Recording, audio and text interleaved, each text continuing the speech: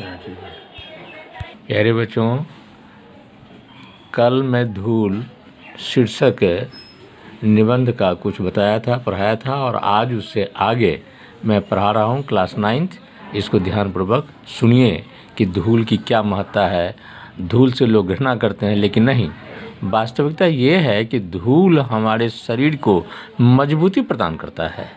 हाँ, इसे धूल से बचना नहीं है। धूल हमारे लिए उपयोगी है। वही धूल जब आपस में मिल जाता है तब मिट्टी का रूप धारण कर लेता है। अब देखिए आगे इसमें क्या है, ये मैं आपको आगे बताता हूँ।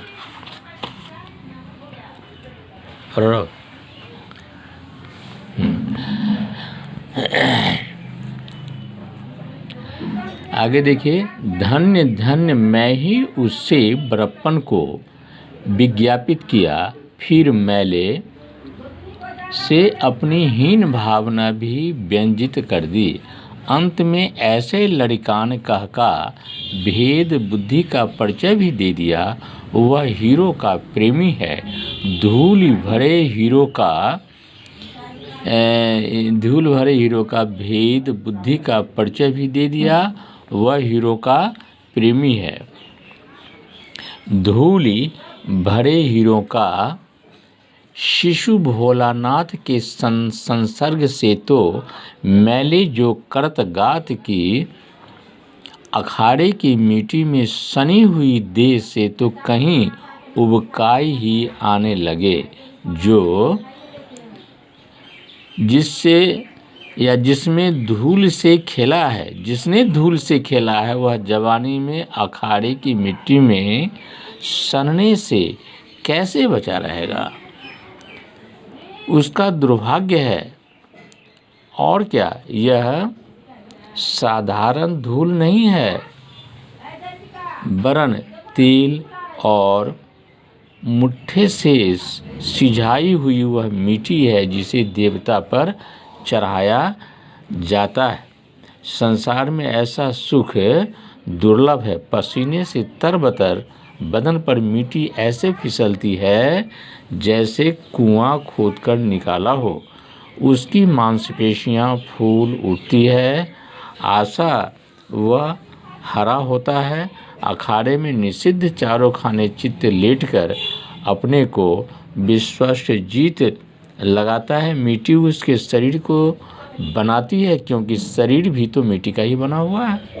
मिट्टी और शरीर को लेकर संसार की असारसता पर बहुत कुछ है, परंतु यह भी ध्यान देने की बात है कि जितने सार तत्व जीवन के लिए जरूरी है वे सब मिट्टी से ही मिलते हैं।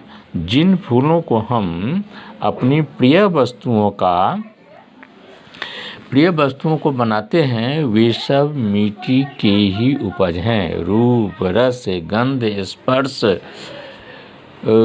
रस गंध स्पर्श इन्हें कौन संभाल सकता है।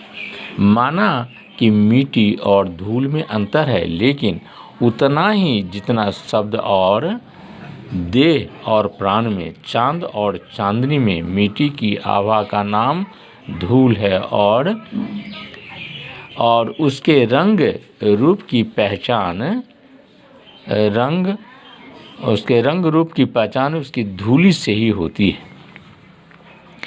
ग्राम भाषाएं अपने सूक्ष्म बोध से धूल की जगह गर्द का प्रयोग कभी करती। धूल वह जिसे गोधूली शब्द में हमने अमर कर दिया है।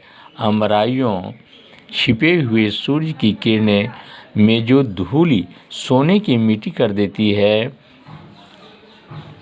उसके लीक पर गाड़ी को निकल जाने के बाद जो रुई के बादल की तरह या ऐरावत हाथी की तरह नक्षत्र पथ की भांति जहाँ की तहाँ स्थिर रह जाती है।